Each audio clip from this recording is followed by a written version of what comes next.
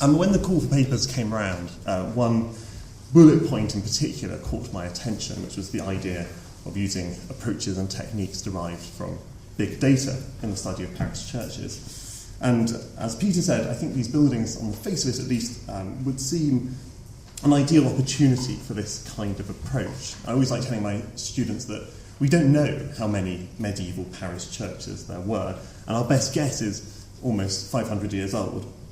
But for those of you who aren't familiar with this, it's generally estimated there are about 9,000 medieval parish churches, and to which you need to add perhaps 2,000 chapels of ease, although that number is extremely uncertain. But whatever the number is, it's vastly more than any of us could contemplate visiting, let alone meaningfully hold in our minds. And so historians of the broader story of parochial architecture have always had to rely on a combination of extrapolation and instinct and received opinion for that evidence. And quantitative history is all about determining the place of the event in the whole, and this seems like a particularly profitable set of techniques to apply to an object field as large as this one. But the challenges, of course, are more or less the same as the opportunities. Without a massive multi-year ERC grant, the object domain is intimidatingly large to try and corral into an Excel spreadsheet, and very difficult to date accurately and very difficult conceptually to quantify meaningfully. So my plan for this paper is less an act of persuasion, but rather of experimentation, not a thorough discussion of methodological problems, but rather an estimation of potential, the kind of appearance that success might take. At best, how useful or even how radical could this approach be in affirming or undermining our approach to the field? And so is it one worth pursuing? And my plan is to trial a quantitative approach by testing 3 pieces of, I think, received wisdom about the art history of parish churches, each of which is quantifiable in its nature, but has usually been answered by convention or instinct or sort of extrapolation. And so its subject will be a data set that I built during my PhD of about 7,500 churches. I want to begin by being very clear about the deficiencies of this data. This is only a large majority of medieval churches. The information that I've got for them I've taken from the Building of England series, and so its quality dips a bit if it was raining and Pevsner didn't get out of the car. And the different features of each church are only dated to their stylistic period, in other words, Romanesque, Early English decorated with perp. And I'm not particularly overly prescriptive about century, let alone decade, but that means it suffers, of course, from a lot of temporal bleed between stylistic periods. And it also only records the existence of physical remains. In other words, I don't try and quantify the extent of surviving work in terms of size or cost, nor to include known unknowns. In other words, architecture that must have existed but has disappeared. So the first piece of received wisdom that I want to assess is the thesis that there was an increase in parochial building work in the centuries after the Black Death compared to those that preceded it. And comparing the absolute quantity of surviving examples in the pre- and post-Black Death period would suggest an increase in line with scholarly opinion. So you'll see, of course, that the perp bar is quite considerably higher than the previous bars. And the problem with this, of course, is that we know medieval overbuilding was substantial. We just don't know by how much, and to my knowledge, no one's really tried to estimate this for obvious reasons. But I think there's a few strategies we can use in answering this question anyway. And the first is to try and work with the data that we have, not quite to ignore the problem altogether, but to recognise the deficiency in our knowledge. So, for example, if we recalculate these figures from absolute quantities, like I have up on the screen at the moment, to a question of mean projects underway per year, it suddenly looks quite different. In the early 14th century is revealed as a period of remarkably intensive building work, and given overbuilding, the long 13th century is possibly being even busier than the long 15th. And if you find the quantity of deck work in this graph surprising, which I did, I would point out that this shape, a sort of blocky, crude way, its own version of a bell curve, does in fact model the shape of the medieval economy more generally, with its peak around the year 1300. And this is a chart showing demography, but because of the way medieval economy is usually studied, it's a good proxy for economic growth. And it also matches the chronology of great church building, a trend that's usually identified as being inverse to that of parish churches. But in support of this point, I also built changes in the cost of labour and materials into this model, which changed radically over the course of the 14th century, so as to estimate the financial burden of church building. And this suggests, comparing over the course of the 14th century, that total expenditure was relatively static. In other words, it's not that people in the early 14th century were spending vastly more on architecture than people at the end of the century, but rather that, because of low cost, the same amount of money just bought you more stuff, more architecture. And I think this relative status is not actually that surprising, despite the reduction in the size of the economy after the Black Death. And from the later 14th century, resources were distributed amongst many fewer people, and those who had some tended to have more, and therefore they found it easier to give it up. And to show this in very speculative fashion, I've estimated the proportion of church building as a proportion of England's GDP. And in other words, and what you'll see here is it goes up quite substantially, probably, over this 100-year period. Incidentally, I just point out it's a very, very small percentage, whichever way. I mean, these figures are relatively speculative, but whichever way you play it, it doesn't come out as very much. And you can more or less ignore the values on the left-hand side, the y-axis of the graph. It's really the relative quantities that are important here. But it goes up. So in other words, people are able to invest a greater proportion of their wealth in church building by the end of the 14th century.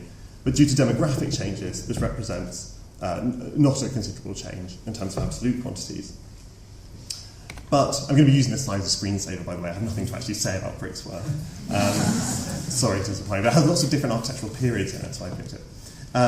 So I want to suggest a different way of approaching this question. It's neither financial nor just sort of treating the data as it is.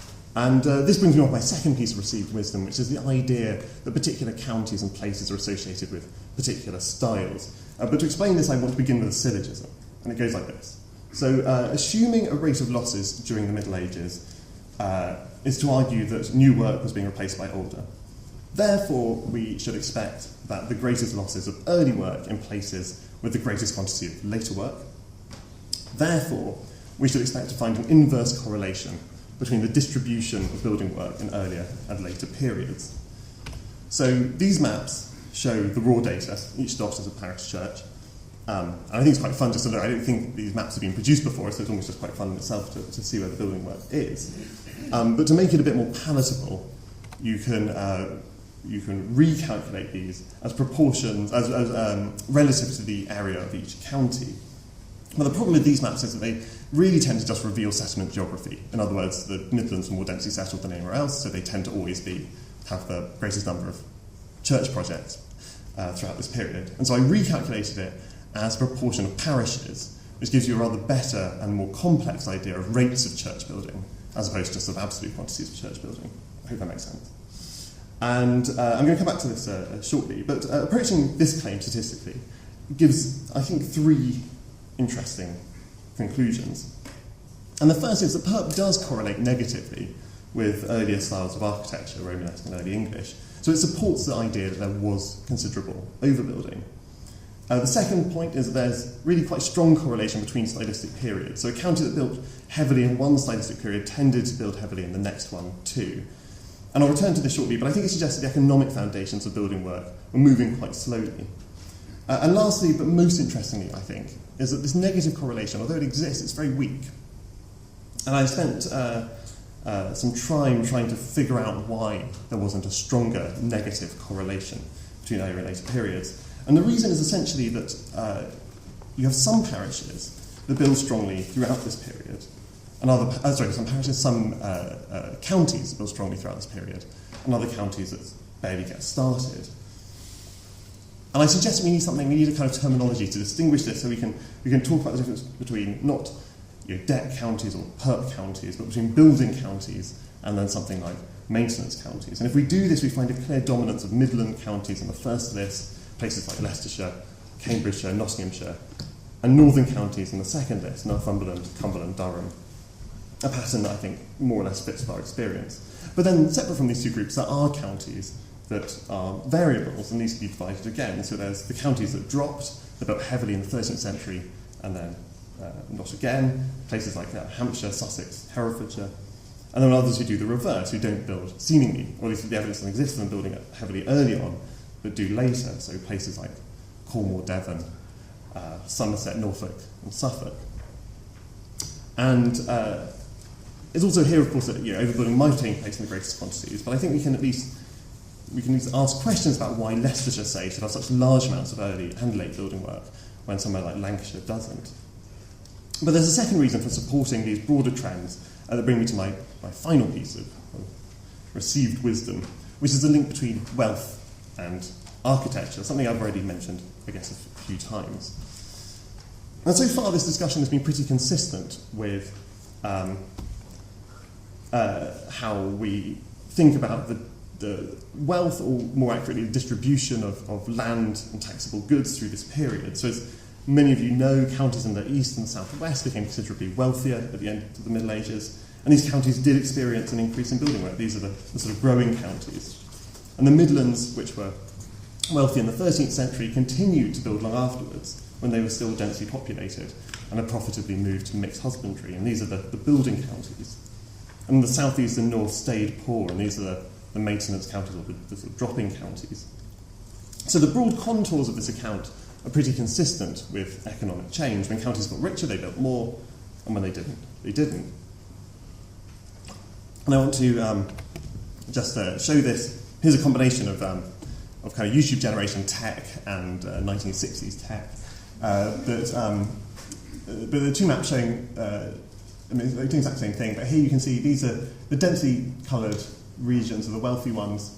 So you can see it more or less goes from Lincolnshire, Norfolk, Suffolk, down towards, actually I can't read my track on time, but down towards Gloucestershire and Wiltshire.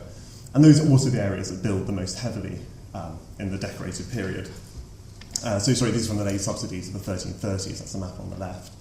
And then places like Kent and Cornwall also have large amounts of lay wealth in this time period, and also build relatively more intensively, at least relative to other counties nearby. But I think what's most interesting about this, as is so often the case, are the exceptions to the rule. And in particular, not the wealthy counties that built relatively little, but the poorer ones that built relatively large amounts, places like Herefordshire or Derbyshire. And I've argued on other occasions that I think it's unhelpful to treat wealth in this kind of monolithic fashion. Counties didn't get rich. This is a metonym. Rather, some people in some places became wealthier at some points. Sheep husbandry wasn't always profitable. Not every East Anglian clothman was John Clopton, and not every town is Norwich. And meanwhile, poor counties did build, and often in quantities only look limited in comparison to other places. And I think for this study, there are spatial and temporal categories that are not so much inaccurate as crude, and as always, one finds the results that your conceptual framework is built to generate.